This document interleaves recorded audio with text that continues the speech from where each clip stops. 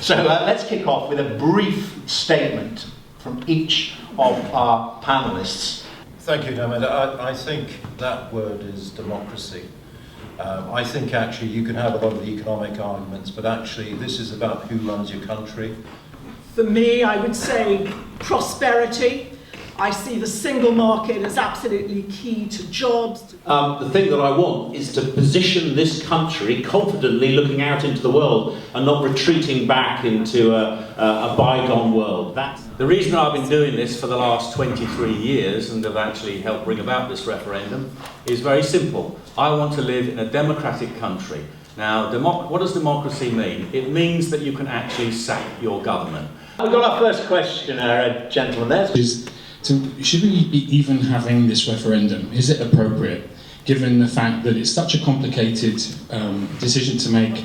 There seems to be absolutely no facts, and actually in our tradition we don't go and vote for every single thing we do. Is it appropriate, or is it actually a sign of leadership failure that we've been? This is all about, of course, a tactical battle for succession in the Conservative Party. That's what it came from in the first place, for the Conservatives to keep UKIP quiet.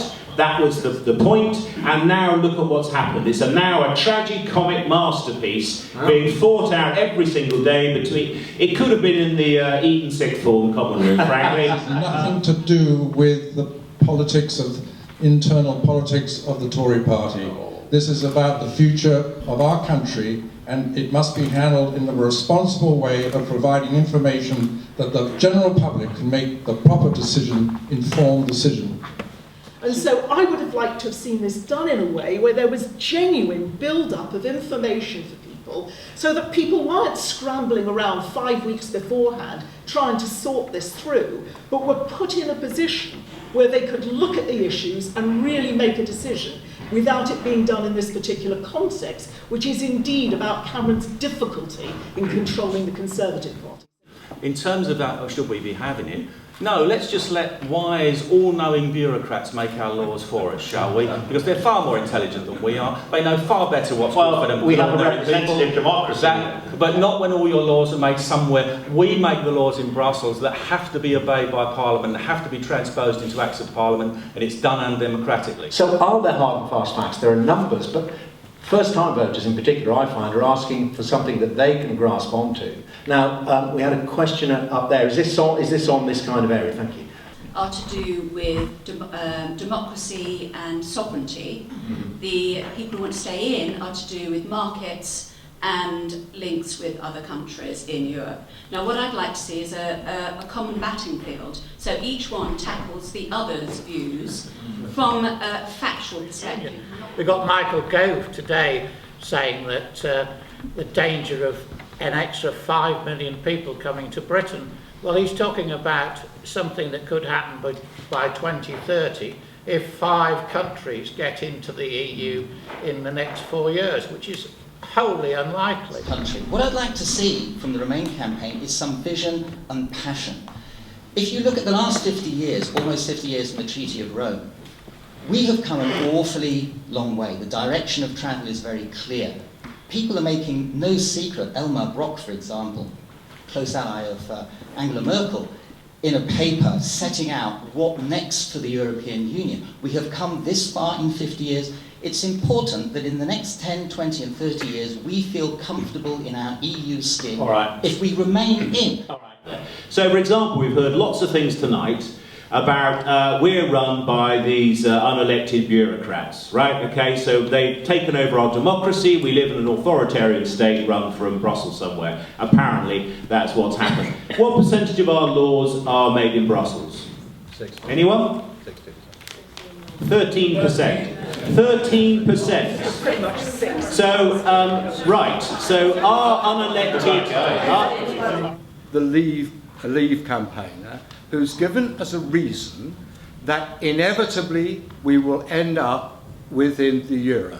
And I think that's an interesting point, and I'd like to know what you think about it. Okay. Another one is some people who wish to stay, and they've made the point that if we do vote to go, the Scottish people will want their referendum again, and they'll want to go into Europe. In terms of the euro, the Lisbon Treaty says quite clearly that the euro is the currency of the Union.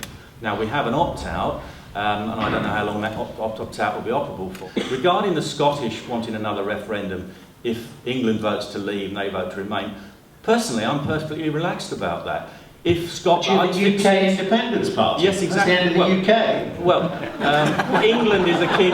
Well, if you... And of course, the European Parliament, on the immigration issue, particularly on the immigration issue, that has to come to European Parliament, and it could be voted down. The Vice President, Mr Lansdowne, Aldi, Lib Dem, he's actually said he'll vote it down. Well, yes, I am relaxed about that. And I think this is one of the key belief issues that divide the campaigns. I think if you are comfortable with the idea that, maybe not us particularly, but our children and our grandchildren, if you're comfortable with the idea of them moving freely around Europe, feeling comfortable in other countries, those young people from other countries coming freely here with no restraint, with no checking, if you're comfortable with that, then you will see one force for, well, at least one force for good in our relations with the European Union. It's not if we leave and we have our own immigration policy and our own border controls, then we can decide who we let in. I'm a tour operator. My business would be extremely badly hit by Brexit. Already the exchange rate fluctuations are causing me damage. We benefit from lower bank charges, we benefit from lower mobile phone costs on the continent, we benefit from just the ease of getting around. And one example, my son, who's 24, has just decided to go live in Portugal, or Porto. He can just do that. He wouldn't be able to do that if we Brexit. Our trade with the EU is in deficit. They sell us far more than we sell them. Our trade with the rest of the world is in surplus. That's where our profitable markets are. I wouldn't be sitting here trying to convince you to vote to leave if I didn't think we were going to be better off when we leave. Britain's been a world trading nation for 400 years at least, and we've always looked to the world. Of course we want to trade with the EU. President Obama said, if we leave, we won't get a trade deal. We haven't had a trade deal with the US since the Declaration of Independence. So if we wait another 240 odd years, I don't think it's going to make any difference. We have a trading bloc that works pretty well now. The people that want you to vote to leave do not know what will happen. That's the crucial point. You can protect prosperity and jobs by voting to remain. They do not know, when it comes to the crunch, what will happen to jobs and prosperity. All right, and then we must end. Ladies and gentlemen, I want to just end with two questions to you. Has anyone, show of hands, has anyone, based on where they were going to vote, changed or undecided, changed their mind this evening? Anyone changed their mind? We can all go to public set. We're going to shortly. And so how do we look then in terms of remain, hands up? Right, that's 1, 2, you changed your mind. No, you are still.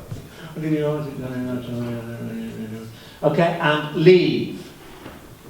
I think you are narrowly beaten there. Still undecided?